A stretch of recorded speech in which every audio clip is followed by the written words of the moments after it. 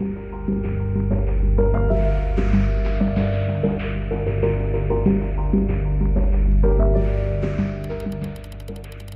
1528 अयोध्या में एक ऐसे स्थल पर मस्जिद का निर्माण किया गया जिसे कुछ हिंदू अपने आराध्य देवता राम का जन्म स्थान मानते थे। समझा जाता है कि मुगल सम्राट बाबर ने ये मस्जिद बनवाई थी, जिस कारण इसे बाबरी मस्जिद के नाम से जाना जाता था। 1855 यहाँ एक हिंदू मुस्लिम दंगा हुआ, जिसके कारण मस्जिद के सामने एक बाहरी घेरा बना दिया गया।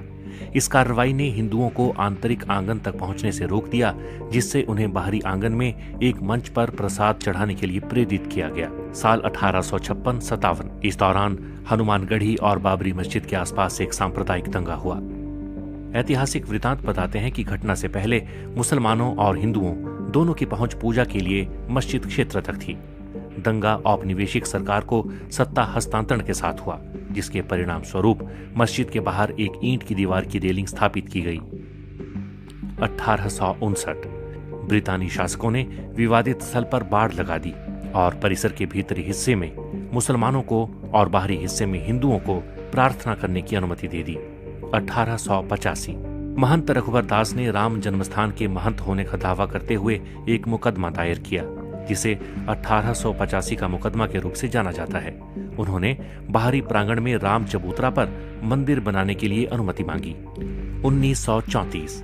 1934 में एक सांप्रदायिक घटना घटी, जिससे मस्जिद को नुकसान पहुंचा।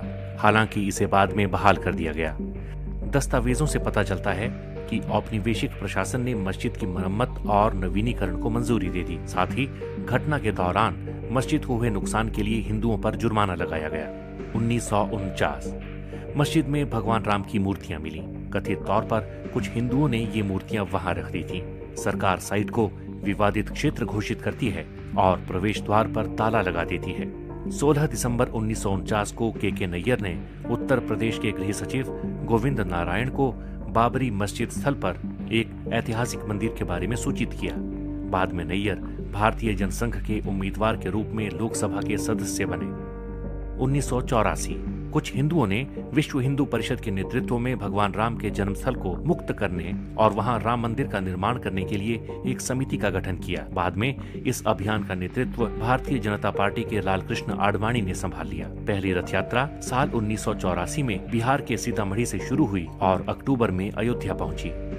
1986 जिला मजिस्ट्रेट ने हिंदुओं को प्रार्थना करने के लिए विवादित मस्जिद के दरवाजे पर से ताला खोलने का आदेश दिया। मुसलमानों ने इसके विरोध में बाबरी मस्जिद संघर्ष समिति का गठन किया।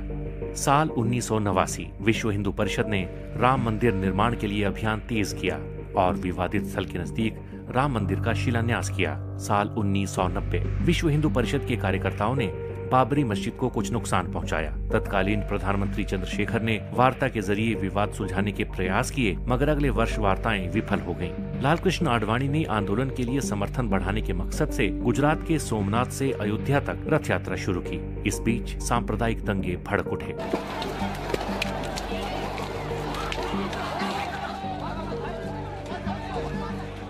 1992 विश्व हिंदू परिषद, शिवसेना और भारतीय जनता पार्टी के कार्यकर्ताओं ने 6 दिसंबर को बाबरी मस्जिद को ध्वस्त कर दिया। इसके परिणाम स्वरूप देश भर में हिंदू और मुसलमानों के बीच सांप्रदायिक दंगे भड़क उठे।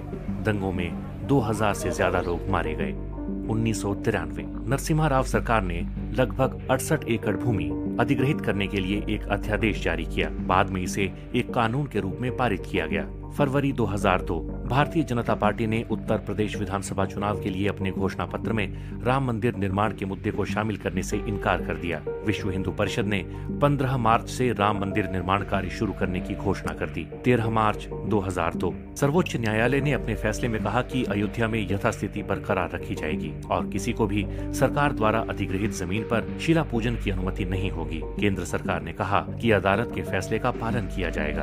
अप्रैल 2003 में इलाहाबाद हाईकोर्ट के निर्देश पर पुरातात्विक सर्वेक्षण विभाग ने विवादित स्थल की खुदाई शुरू की। जून महीने तक खुदाई चलने के बाद आई रिपोर्ट में कहा गया कि उसमें मंदिर से मिलते जुलते अवशेष मिले हैं। मई 2003 सीबीआई ने 1992 में अयोध्या में बाबरी मस्जिद गिराए जाने के मामले में तत्कालीन उप प्रधानमंत्री लालकृष्ण आडवाणी समेत 8 लोगों के खिलाफ पूरक आरोप पत्र दाखिल किए। अगस्त 2003 भाजपा नेता और प्रधानमंत्री अटल बिहारी वाजपेयी और उप प्रधानमंत्री लालकृष्ण आडवाणी ने राम मंदिर निर्माण के लिए एक विशेष विधेयक लाने के वीएचपी के अनुरोध को अस्वीकार कर दिया। अप्रैल 2004 आडवाणी ने अयोध्या में अस्थायी राम मंदिर में पूजा की और कहा कि मंदिर का निर्माण जरूर किया जाएगा। 28 जुलाई 2005 लाल कृष्ण आडवाणी बाबरी मस्जिद विध्वंस मामले में रायबरेली की एक अदालत में पेश हुए। अदालत ने लाल कृष्ण आडवाणी के खिलाफ आरोप तय किए। 20 अप्रैल 2006 कांग्रेस के नेतृत्व वाली यूपीए सरकार ने लिब्राहान आयोग के सामने लिखित बयान में आरोप लगाया कि बाबरी मस्जिद को ढहाया जाना सुनियोजित षड्यंत्र का हिस्सा था